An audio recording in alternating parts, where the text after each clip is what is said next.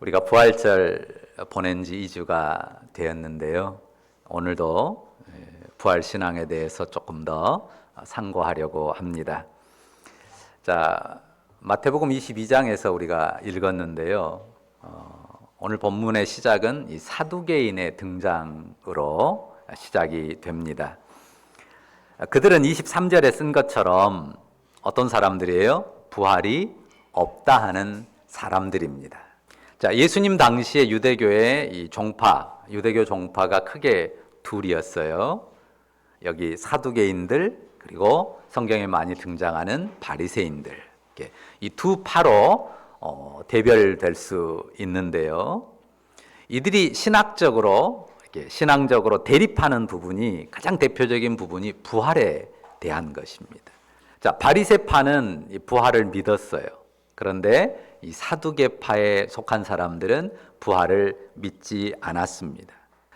이 사두개파는요, 이 모세오경, 그러니까 창세기, 출애굽기, 레위기, 민수기, 신명기, 이 5책을 구약 성경의 첫 5책을 모세오경이라고 하거든요. 모세가 기록했다, 그래서 그렇게 일컫습니다. 그러니까 그 모세오경에 명시적으로 부활의 기록이 안 나와요. 부활이란 단어가 명시적으로 없습니다. 그러니까 주로 제사장에 속하는 이 사두개인들은 굉장히 문자적으로 성경을 보기 때문에, 바리새인들도 그렇지만 사두개인들은 특히 그랬습니다. 그러니까 부활이란 단어가 없으니까 부활은 믿을 게 아니다라고 생각을 한 것입니다. 그리고 제사장들이니까요, 그 당시에 유대 사회에서는 소위 권력층에 가까운 사람들이에요. 대제사장이 최고 권력자니까요. 비록 로마의 지배 아래 있고 위임받은 제한적인 권력이지만 그래도 유대 사회에서 권력층에 가까운 사람들입니다. 그런데 24절에 보면 이 사두개인들이 기상천외한 질문을 가지고 예수님께 나옵니다. 자, 먼저 모세를 통해 주신 하나님의 율법을 언급하죠. 뭐죠? 자, 24절 보세요. 사람이 만일 자식이 없이 죽으면 그 동생이 그 아내에게 장가들어 형을 위하여 상속자를 세우도록 한 것입니다. 형사취수, 형이 죽으면 형수를 취한다, 형사취수라고 흔히 이야기하고요. 수혼제 또는 계대제라고도 부릅니다. 오늘날 생각으로 보면 또 굉장히 비윤리적인, 아주 도덕에서 벗어난 그런 일 같지만 이 고대 사회에서는 흔히 있는 법입니다. 우리 역사 속에도 우리 역사를 공부한 사람들 가운데는 기억하는 분들이 있을 거예요. 부여, 고구려, 부여와 고구려의 이 법이 명시적으로 있었던 기록이 나옵니다. 초점은 뭐냐면요, 형의 자식이 없이 형이 죽었을 때 동생이 형의 이름으로 그 형수와의 관계에서 아이를 낳아서 형의 이름으로 형의 유업을 잇게 하는 거예요. 그러니까 초점은 형의 대를 잇는 데 있어요. 그러니까 형의 이름으로 자손을 남기고 대를 잇게 하는, 유업을 잇게 하는 것입니다. 그러니까 긍정적으로 생각하면 어느 한 사람도 자기의 유업을 잃지 않도록 그 유업을 동생이 대신 이어주게 하는 제도죠. 그러니까 이스라엘에서 하나님 나라 법으로 보면 하나님 나라의 유업이 어느 한 사람에게도 끊어지지 않도록 그 유업을 보장해주는 제도입니다. 그런데 사두개인들은 이 율법 조항을 가지고 이 부활을 반대할 가설을 만들었어요. 25절부터 보시죠. 칠형제가 있었답니다. 마지가 결혼했다가 자식 없이 죽어서 율법대로 둘째가 형수를 취했는데 그 둘째도 자식 없이 죽었어요. 그런데 셋째도 넷째도 다섯째도 전부 죽고 7째까지 형수와 결혼했다가 모두 죽었다는 거죠. 그 여자도 죽었어요. 정말 이 기구한 운명의 스토리죠. 자, 그런데 7형제가 모두 한 여자의 남편이 됐으니까요, 부활이 있다면 부활 때 그러면 그 여자는 누구 아내가 되겠느냐 하는 거예요. 부활이 말이 안 된다는 것을 말하기 위해서 이런 해괴한 가설을 만든 것입니다. 형제간에 부인 놓고 서로 싸울 판이 됐습니다. 또한 오늘 세대처럼 안타깝지만 이혼과 재혼이 빈번한 사회에서도 굉장히 복잡한 문제가 될 것 같기도 합니다. 그러면 예수님의 대답은 어떻습니까? 자, 29절과 30절 여기는 같이 읽어볼까요? 자, 29절 30절 같이 읽습니다. 예수께서 대답하여 이르시되 너희가 성경도 하나님의 능력도 알지 못하는 거로 오해하였도다. 부활 때에는 장가도 아니가고 시집도 아니가고 하늘에 있는 천사들과 같으니라. 그들이 뭘 몰랐어요? 성경도 하나님의 능력도 잘 몰라서 어리석게 생각한 것입니다. 단순히 이 세상의 경험 질서 속에서만 생각을 한 거죠. 창조주 하나님의 능력, 그분의 말씀, 우리의 경험 세계를 초월하는 그 말씀의 능력을 생각하지 못한 것입니다. 분명 우리가 경험 세계 속에 삽니다. 내가 눈으로 보고 귀로 듣고 손으로 감춰가는, 보는, 경험하고 느끼는 그 세계의 한계 속에 사는 게 맞아요. 그러나 내가 보고 듣고 느끼고 경험한 세계가 전부입니까? 그렇진 않거든요. 분명히 우리가 경험 세계 속에 살지만 내가 경험한 것이 존재하는 세계의 전부는 아니라고 하는 것입니다. 내가 경험하지 못했어도, 내가 느껴보지 못했어도 분명히 또 다른 세계가 존재하는 것입니다. 30절에 예수님께서 어떤 때를 언급합니까? 부활 때를 언급하죠.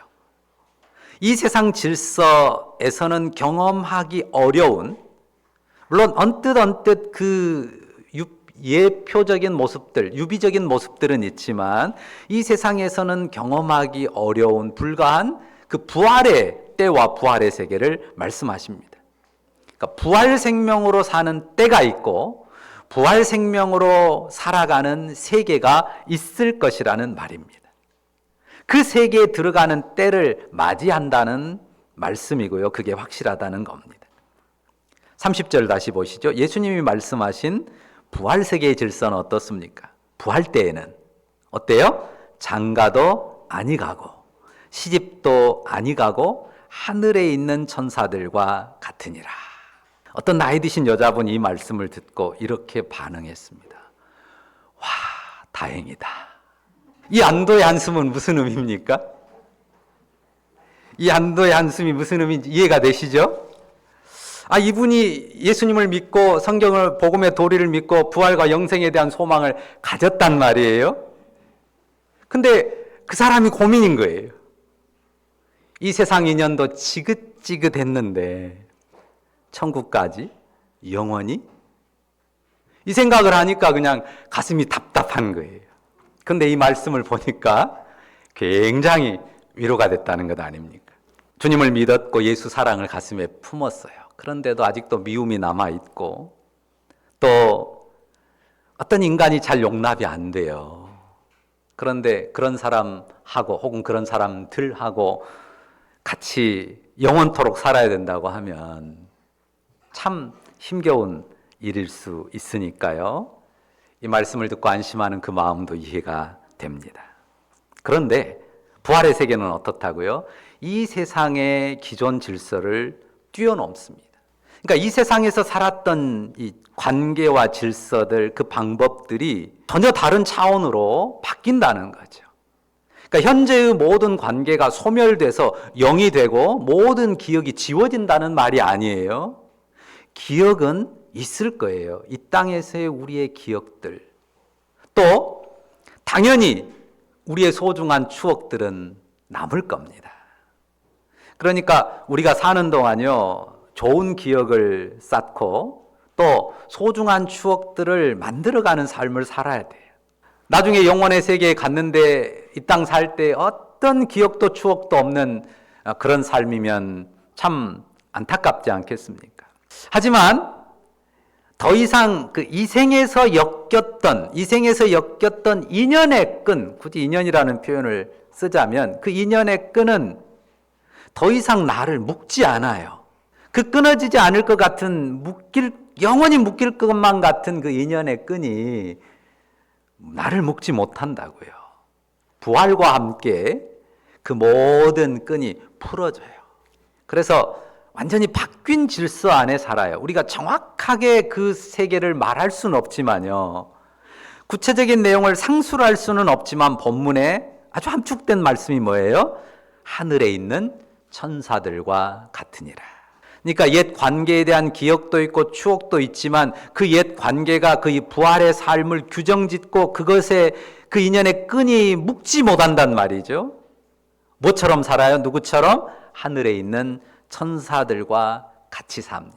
그 말은 무슨 말이냐? 여러 측면이 있겠지만 그게 모든 질서들이 어떻게 정리되고 관계들이 설정될지는 모르지만 한마디로 말해서 밝고 환하게 행복하게 어떤 어둠이나 악에도 묶이지 않는 그 천사와 같은 질서 속에서 산다는 말입니다. 이 똑같은 내용을 기록한 누가복음에는요 이렇게 말합니다. 부활의 자녀로서 하나님의 자녀임이니라. 그러니까 천사들과 같이 사는데 천사로 사는 게 아니고 어떻게 살아요? 부활의 자녀로서 하나님의 자녀로, 하나님 아버지를 누리는 자녀로 삽니다. 아무튼 이 다툼과 원망, 미움이나 적개심, 증오 이런 것들에서 벗어나요. 완전히 새로운 마음으로 새 질서 속에 사는 것입니다. 하나님의 자녀로서요, 부활의 생명을 누리고 그 희락 가운데 사는 것입니다. 그런데 우리가 이 세상 질서 속에서 사니까요, 이게 피부에 와닿게 느껴지지 않습니다. 그 부활 생명으로 그렇게 산다는 것에 대해서. 그래도 우리가 이 사실을 믿죠. 왜입니까? 여기 본문에 나온 것처럼 우리는 뭘 믿어요? 성경도, 하나님의 능력도 믿기 때문이에요.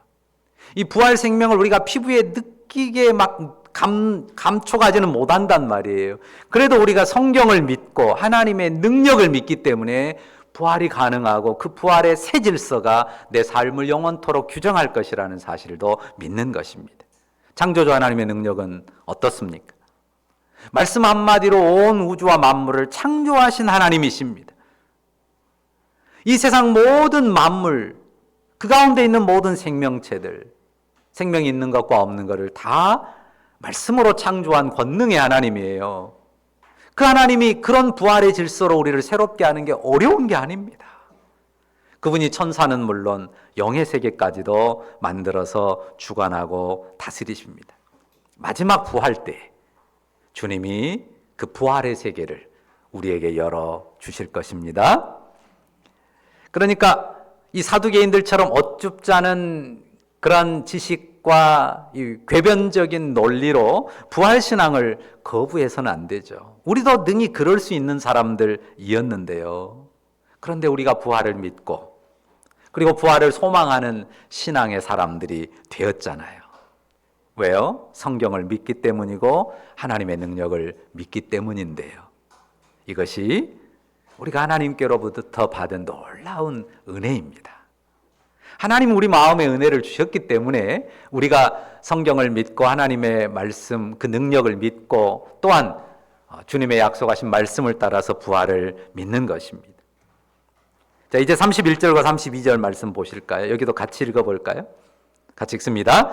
죽은 자의 부활을 논할진대 하나님이 너에게 말씀하신 바 나는 아브라함의 하나님이요 이삭의 하나님이요 야곱의 하나님이로다 하신 것을 읽어보지 못하였느냐.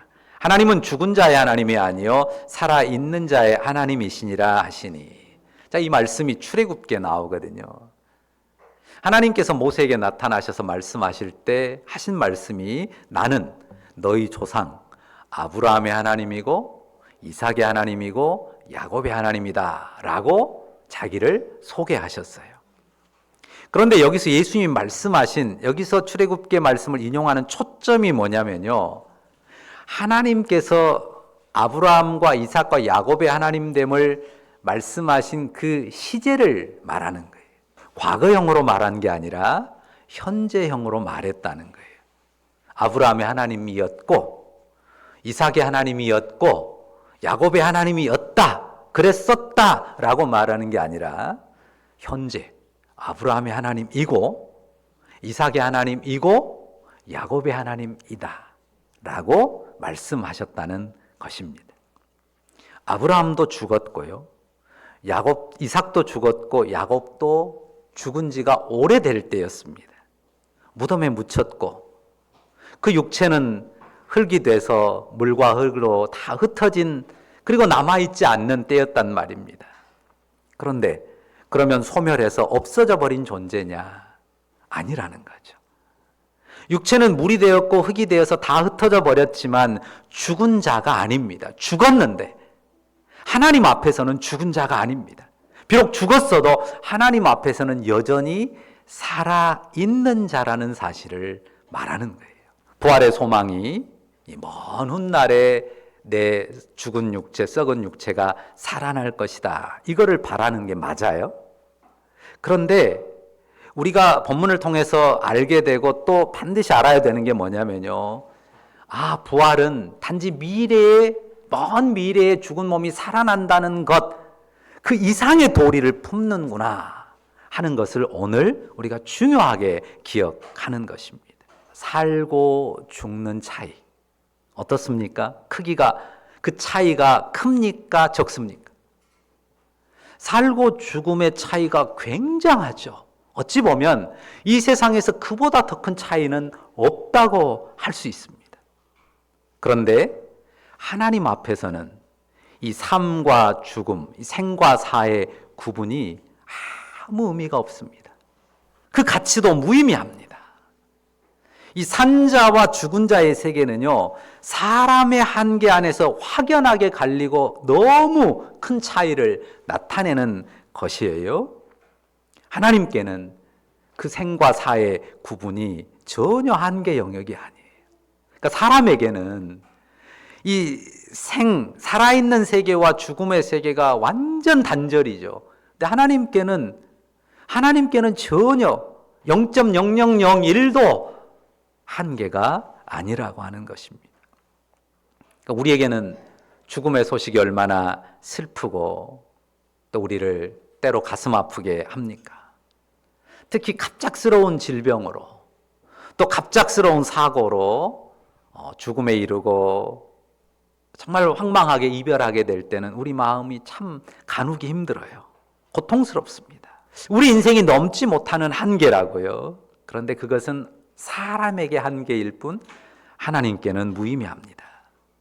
사람이 살아있는 것과 죽은 것이 하나님께는 아무런 차이가 없고 의미도 없습니다.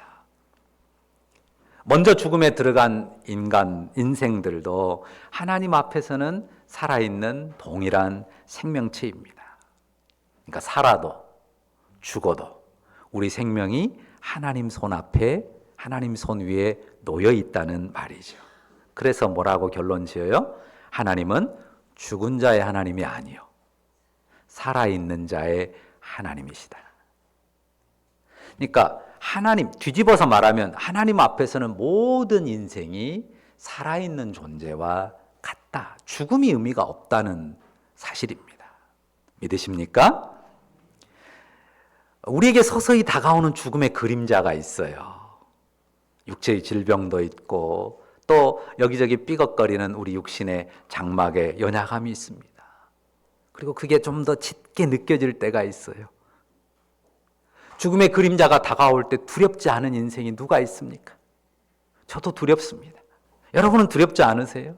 사실 내 몸이 아프고 병들고 내가 늙어 죽게 되면, 물론 우리가 믿음 안에서 그것을 넘어설 생각을 하지만 그래도 고통과 두려움이 있다고요. 나약한 인생입니다. 하지만 거기에 영 눌리지 않아요. 영 눌리지 않는 이유가 뭡니까? 바로 이 믿음을 품었기 때문입니다. 내가 살아서만 하나님 앞에 서 있는 게 아니고 사나 죽으나 나는 영원히 하나님 앞에, 하나님 손 안에 놓인 인생이라는 사실입니다. 믿으십니까? 이 말씀을 묵상하면서 제가요, 제 죽음을 한번 떠올려 봤어요. 저도 죽을 거 아닙니까? 영락공원의 화장터에서 화장해서 어디엔가 뭐 납골묘로 하든 뭐 어떻게 하든 어딘가에 내가 묻힐 거란 말이죠. 불에 소실되어서 한 줌재만 남길 거고 흙에 묻혀서 사라질 제 몸을 생각해 봤습니다. 그것만 생각하면 진짜 아무것도 아니잖아요. 한 줌재도 흩어지고 없어진단 말이죠. 그렇게 끝날 인생인데 내가 지금 살아있다는 게 참 신기하기도 해요. 더 놀라운 것은요, 우리가 제각각 흩어져서 죽어서 흙으로 흩어질 텐데요, 하나님 앞에 영원히 살아있는 존재일까? 라는 사실을 생각하면 참 놀랍습니다. 하나님께서 자기를 어떻게 소개하셨어요? 모세에게 나는 아브라함의 하나님이요 이삭의 하나님이요 야곱의 하나님이니라 이렇게 말씀하셨잖아요. 그리고 히브리서 11장에는 이렇게 기록합니다. 그 아브라함, 이삭, 모세를 가리켜서요, 하나님이 그들의 하나님이라 일컬음 받으심을 부끄러워하지 아니하셨고 그들을 위하여 한 성을 예비하셨다 이렇게 말한단 말이죠. 자, 이미 죽어 이 세상에서는 흙으로 돌아간 아브라함과 이삭과 야곱이에요. 그런데 그들의 하나님이라 일컬음 받기를 부끄러워하지 아니하시고 그들을 위해서 한 성을 예비하셨답니다. 어디에 예비하셨을까요? 하늘에, 하나님의 영원한 나라에 그들을 위한 한 성읍을 예비하셨고 그들을 거기에 맞아 들이셨다는 거죠. 복음은 어떻게 선포했습니까? 우리가 또한 어떻다고요? 부활의 자녀로서 하나님의 자녀들이에요. 주 예수를 믿음 안에서 부활의 자녀로서 하나님의 자녀들이라고 했잖아요. 나는 아브라함의 하나님이요 이삭의 하나님이요 야곱의 하나님이라고 하셨던 바로 그분의 자녀로 우리가 부활의 자녀라면 동일하게 우리를 향해서 나를 향해서 그렇게 말씀하신다는 겁니다. 나는 자기를 넣어보세요. 나는 미경의 하나님이요 은서의 하나님이요 예서의 하나님이요 소윤이의 하나님이요 나는 혜영이의 하나님이요 지유의 하나님이요 나는 희진이의 하나님이요 예준이의 하나님이요 이렇게 하나님이 말씀하실 거란 말이에요. 믿어지십니까? 사실 우리가 믿는 믿음이 거기에 있습니다. 하나님이 정말 보잘것없고 초라한 그냥 늙어 죽으면 불태워지고 한 줌 재가 돼서 묻혀지고 소멸돼서 없어져 버릴 그리고 역사 이름도 남을까 말까 하는 그런 인생인데 그런 나를 부끄러워하지 아니하시고 나를 위해서 한 성을 예비하시고 나는 너의 하나님이다 라고 자신을 소개하시는 그 하나님이라고 한번 생각을 해보세요. 그게 우리가 그냥 억지로 갖다 믿는 게 아니고 성경이 그 가르침을 우리에게 전해준단 말이죠. 하나님의 말씀이 하늘 성읍에 우리의 생명이 영원토록 거하다가 부활의 날에 우리의 몸까지 부활해서 하나님 앞에 영원한 생명을 누리며 천사처럼 살 것입니다. 그러니까 우리가 부활을 믿는데 단지 나중에 우리 몸이 다시 살아날 거라는 부활 그것만 거기에만 머무는 게 아니에요.